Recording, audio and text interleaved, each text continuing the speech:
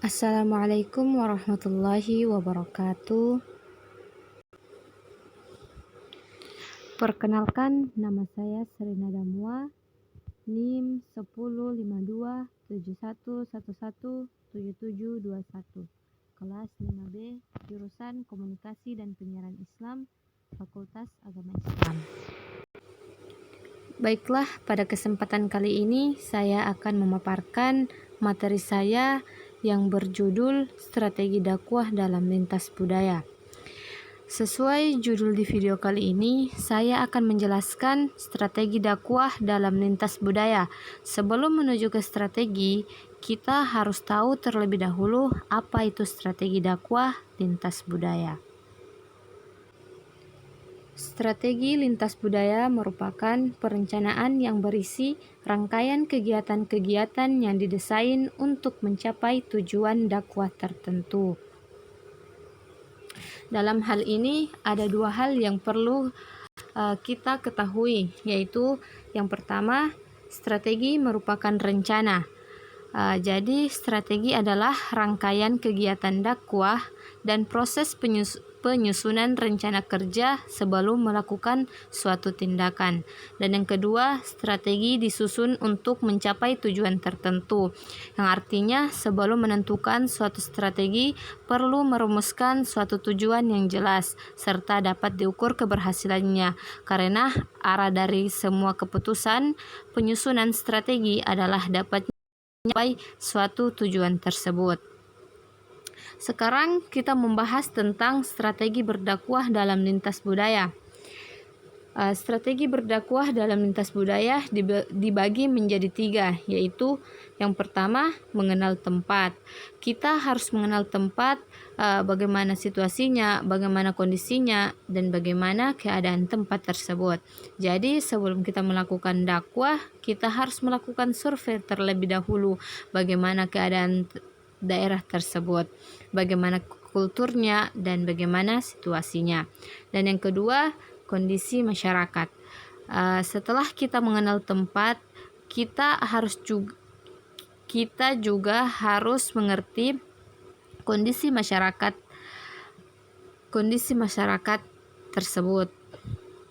Seorang dai jelas harus jeli dalam memperhatikan kondisi mad'unya agar kita tidak salah dalam menyampaikan suatu dakwah. Dan yang ketiga, menentukan metode. Nah, yang terakhir barulah kita menentukan metode dakwah yang seperti apa yang akan kita sampaikan. Di sini saya akan berbagi beberapa tips metode dalam berdakwah. Metode dalam berdakwah terbagi menjadi 4, yaitu yang pertama, ta'aruf, perkenalan dan pertukaran budaya. Ta'aruf di sini adalah dalam artian kita mengenal budaya satu sama lain. Dengan demikian kita bisa dikatakan seperti perkenalan suatu budaya. Dengan kita mengenal budaya orang lain, kita bisa memahami serta bisa mengubah sedikit demi sedikit budaya tersebut dalam kebaikan. Contohnya pada zaman dahulu, para wali songo berdakwah dengan mengubah budaya yang pernah ada, bukan menghilangkannya budaya tersebut, melainkan mengubah ke dalam kebaikan. Contohnya dengan penayangan wayang kulit yang dulunya sangat terkenal. Para wali songo mengubah cerita yang ada di dalam wayang kulit tersebut yang tadinya tertanam pesan-pesan Hindu-Buddha dan sekarang digantikan atau diubah menjadi pesan-pesan yang Islami. Maka lama-kelamaan masyarakat akan jauh lebih tertarik dan akan mengikutinya.